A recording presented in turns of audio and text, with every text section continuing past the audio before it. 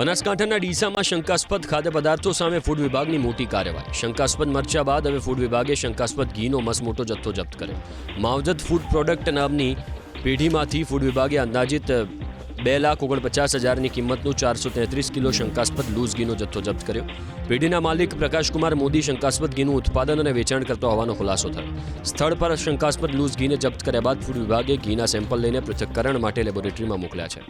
Laboratory report આવ્યા બાદ ઘીની ગુણવત્તાના ધોરણ મુજબ છે કે નહીં કે તેમાં કોઈ પ્રકારની ભેળસેળ છે તે સ્પષ્ટ થશે। રક્ષાબંધનના તહેવારને લઈને અમદાવાદ મહાનગરપાલિકાના ફૂડ વિભાગે હાથ ધર્યું ચેકિંગ। શહેરના 7 ઝોનમાં ફૂડ વિભાગની અલગ અલગ ટીમોએ 22 એકમોમાં રેપિડ કિટથી તપાસ કરી। તે તપાસમાં કાજુ કતરી સહિતની મીઠાઈ પર લગાવવામાં આવેલ ચાંદીનું વરખ એલ્યુમિનિયમનું હોવાનું સામે આવતા ફૂડ વિભાગે એકમ સામે કાર્યવાહી કરી। કાલુપુર વિસ્તારની કનૈયાલાલ મામાવાળાને ત્યાં કાજુ કતરી પર લગાવવામાં આવેલ ચાંદીના વરખમાં ભેળસેળ જોવા મળતા એકમને સીલ કરી દેવાય, જ્યારે દરિયાપુરમાં આવેલ બાલાજી એકમને પણ ગંદકીને લીધે સીલ કરાય। આ સિવાય અલગ અલગ એકમોમાંથી ઝડપાયેલ અખાદ્ય જથ્થાનો પણ સ્થળ પર જ નાશ કરાય।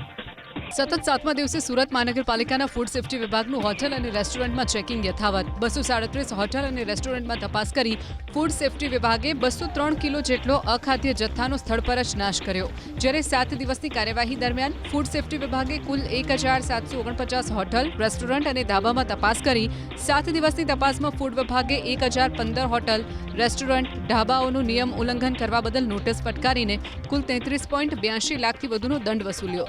જ્યારે 7 દિવસમાં કુલ 6,044 કિલો અખાદ્ય ખોરાકના જથ્થાનો નાશ કર્યો।